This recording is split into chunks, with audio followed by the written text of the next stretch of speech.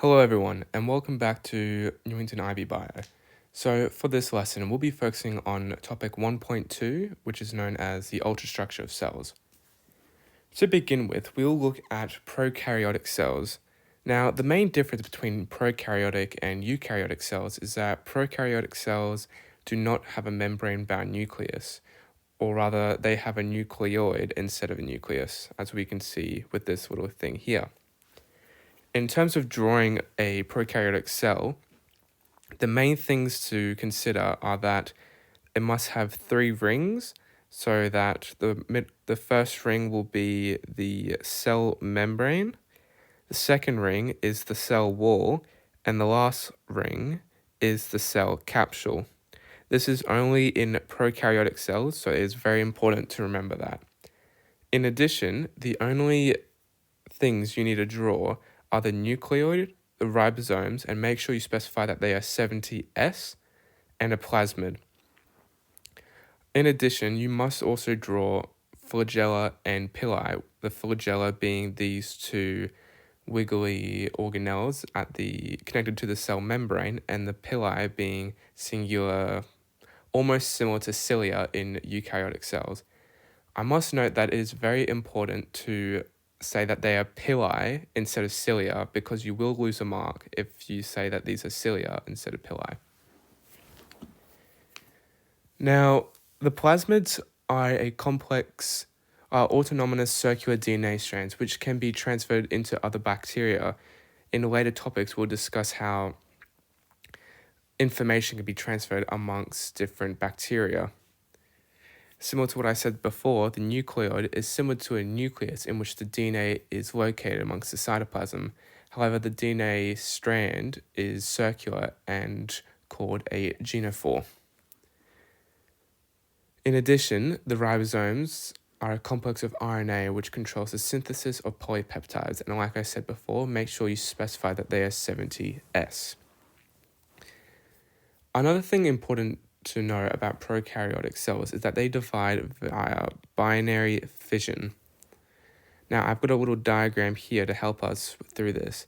So the first step, shown here, is that the cell must prepare for binary fission by getting the energy and resources. The second step is that DNA replication of the nucleus and plasmids, and one must specify that it is semi-conservatives. As we can see here, the DNA is getting replicated. The third step is the DNA attachment, in which it attaches to different parts of the cell membrane while growing more and more, elongating the cell. Fourth step here, as we can see here, is the furrowing of the cell membrane. As the wall continues, it will continue to furrow, which is basically this pinching in motion. Step 5 here is the division. As it continues to grow, it furrows until it meets to form a division between the two cells. This area here is called a septum. And then the last step is basically the separation of the two cells. Each of these cells would be genetically identical to each other. Moving on to eukaryotic cells, here I've drawn the animal and plant cells, but there are different categories of eukarya. However, we're just going to focus on these two. As you can tell, they are fairly more complex than the prokaryotic cell, as there's a membrane-bound nucleus and there is significantly more amount of organelles. Now, to begin with, let's start with the universal organelles. So the ribosomes, as they are occurring in the prokaryotic cells, they are different in their size. They are made of 2 subunits of RNA proteins, and they are larger since they are 80S. And the function, similar to the prokaryotes, is to polypeptide synthesis. In addition, there's the plasma membrane, which is a phospholipid bilayer embedded with proteins inside and on the surface of the membrane. As you can see here, it is the outside layer. The function is to be semi-permeable to liquids as well as a barrier around the cell.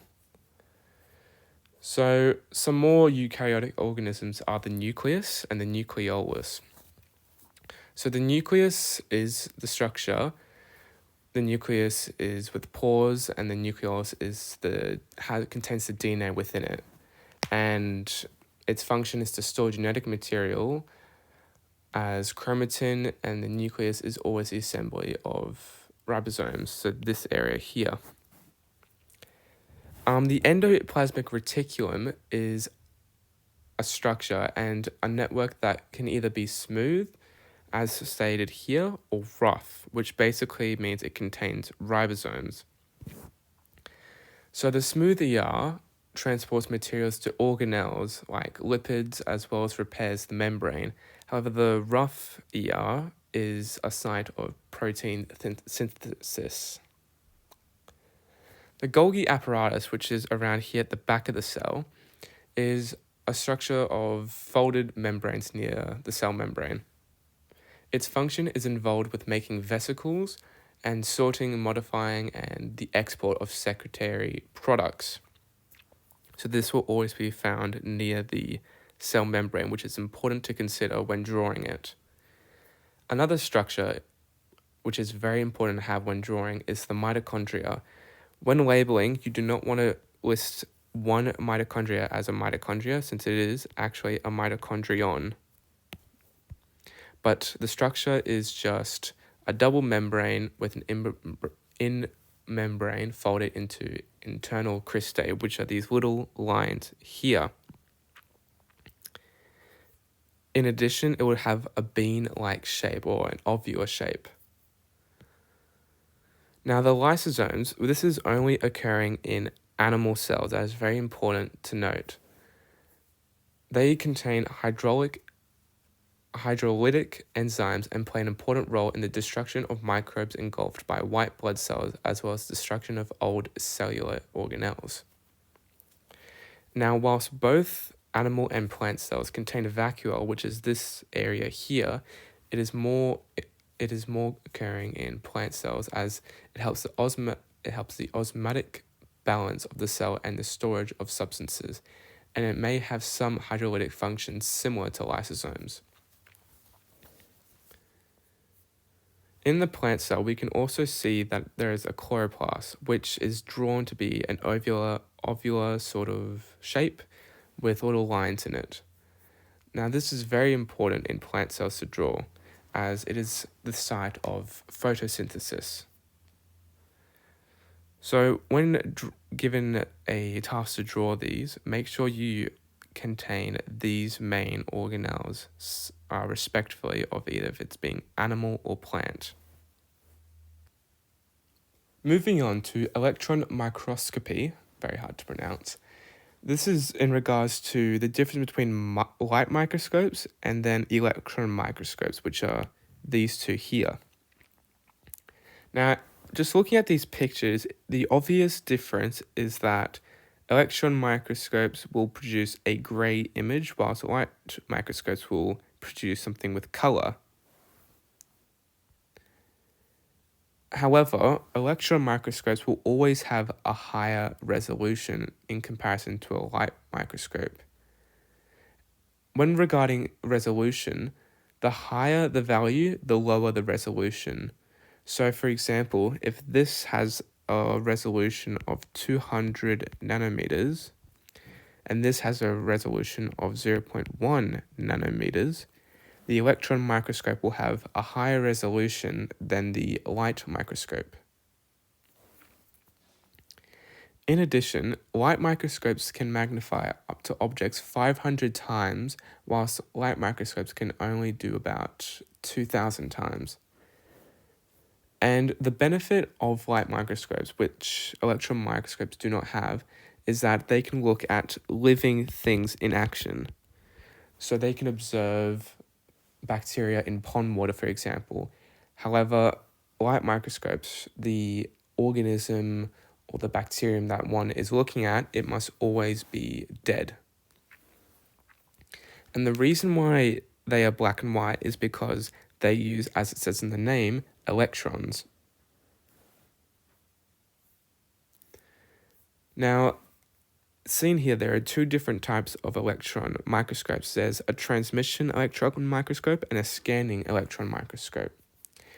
Now, as if we look at these two images, the transmission electron microscope produces a similar image to the light microscope in terms that it is a 2D plane and you're looking at it from one angle. With the electron microscope, it produces a three-dimensional sort of view of what you're looking at.